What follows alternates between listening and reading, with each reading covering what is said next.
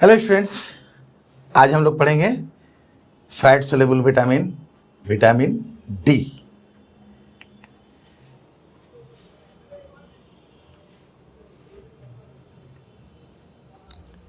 Vitamin D, okay. Next vitamin की तरफ वो है विटामिन डी। विटामिन डी जो है ये है, देखो इसका केमिकल नेम क्या है, कैल्सीफेरोल। विटामिन ए का क्या था, रेटिनॉल। इसका क्या है, कैल्सीफेरोल, ओके। अब इसका सोर्सेस कहां से हासिल होता है, from where it is obtained. तो ये सारी चीजें हैं, मिल्क है, दूध, अंडा, कैबेज। देखो ये भी एक सस्ती में अच्छी चीज है, वो है विटामिन ए भी पाया जाता है इसमें और विटामिन डी भी इसमें पाया जाता है। बंधा गोभी, ठीक है। उसके बाद हिलवुट और कॉड मछली का तेल, बटर और वेजिटेबल ऑयल्स। वेजिटेबल ऑयल किसको बोलते हैं, सरसों का तेल और भी दूसरे जो तेल है जो पेड़ पौधे से निकाले जाते हैं, वो सारे तेलों में ये होता है। और ये देखो, ये सबसे इंपॉर्टेंट, ये एक ऐसा विटामिन है जो हमारे बॉडी में सूरज की अल्ट्रावायलेट किरणों के जरिए produced in skin upon exposure to ultraviolet rays from the sun. हमें सूरज से जब अल्ट्रावायलेट किरणें हमारे बॉडी पर पड़ती हैं तो हमारे बॉडी में विटामिन डी पैदा होता है।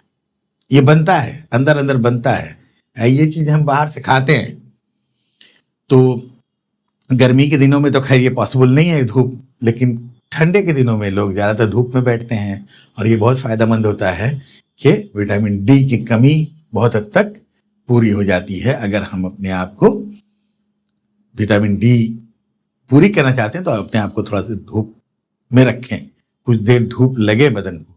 इसकी अहमियत क्या है, जो हम खाते हैं तो वो कहाँ है, स्टमक से होकर के फिर स्मॉल इंटेस्टाइन में जाता है, आंतों में, वहां पर सब चीजें एब्जॉर्ब होती है, जज्ब होती है।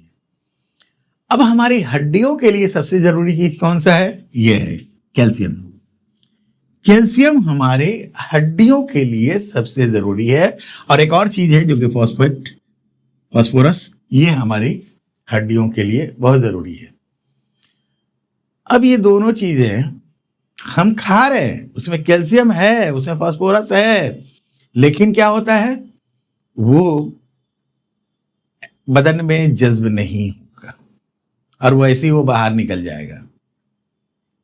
क्यों, कब ऐसा होगा, जब हमारे बॉडी में विटामिन डी की कमी हो।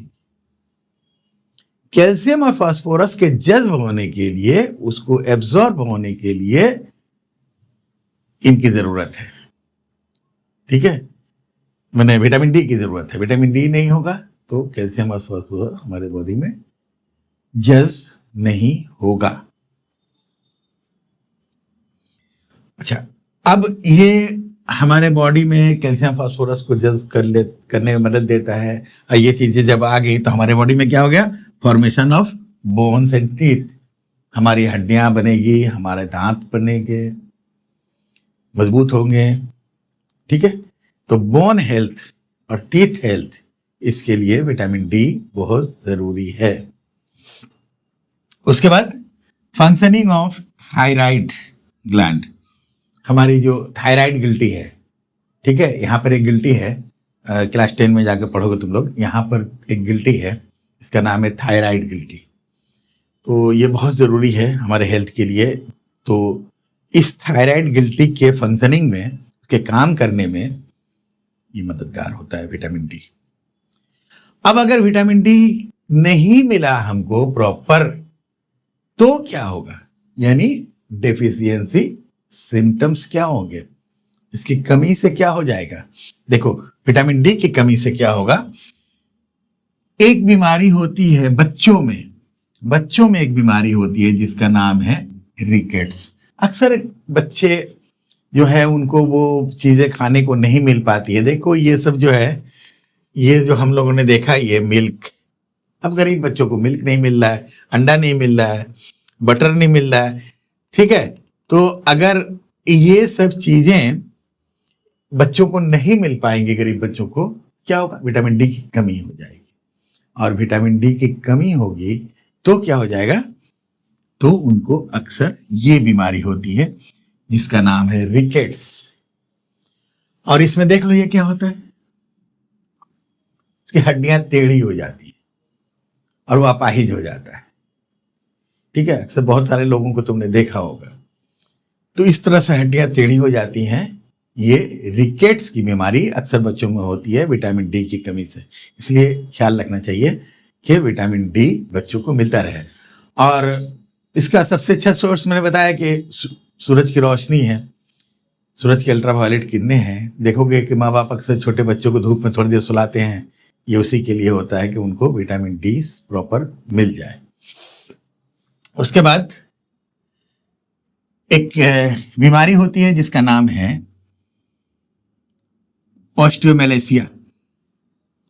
ये बड़े लोगों में होती है। देखो ये अक्सर तुमने ऐसे बड़े लोगों को देखा होगा जिनके पांव थोड़ा ऐसे टेढ़े हो गए होंगे, ठीक है।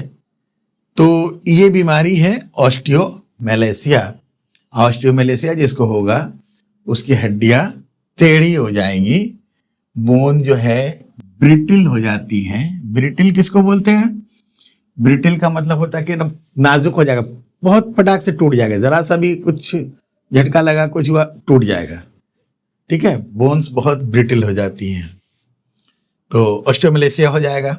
उसके बाद एक और बीमारी होती है ऑस्टियोपोरोसिस। ऑस्टियोपोरोसिस क्या है ये देखो, यहां समझ में आ जाएगी बात तुमको। ये हेल्दी जो बोन है, देखो हड्डी के अंदर इस तरह से अंदर में सुराख होते हैं। और जब ये बीमारी होती है ऑस्टियोपोरोसिस, तो ये अंदर में ये जो सुराख है वो बड़े बड़े हो जाते हैं, हड्डियां अंदर से खोखली हो जाती है। और खोखली होने से क्या होगा? ना वो वजन संभाल पाएंगी और ना ही उतना कोई कुछ झटका और ये को बर्दाश्त कर पाएंगे, बहुत जल्दी टूट जाएंगे, ब्रिटिल हो जाएंगी, कमजोर हो जाएंगी। तो ऑस्टियोपोरोसिस, ठीक है, ये एक बीमारी बहुत खतरनाक बीमारी है और विटामिन डी की कमी से होता है। उसके बाद एक और है कि विटामिन डी की कमी से ये टीथ एंड एनामल डिजीज। देखो ये यहाँ तस्वीर देखो, दांत कैसा हो गया। तो दांतों की एक बीमारी होती है। दांतों के ऊपर का जो देखो हमारे दांत है ना, दांत तो हड्डी के बने हुए हैं, उसके ऊपर एक कोटिंग है, बहुत सख्त, बहुत हार्ड कोटिंग है जिसको बोलते हैं एनामल। तो एनामल जो है वो उसकी तैयारी में विटामिन डी की जरूरत पड़ती है। तो इसकी कमी हो जाने से एनामल नहीं बन पाता है और दांत जो है, एनामल बर्बाद हो जाता है और दांत डैमेज हो जाते हैं। तो ये सारी डेफिशिएंसी सिम्टम्स हैं विटामिन डी की।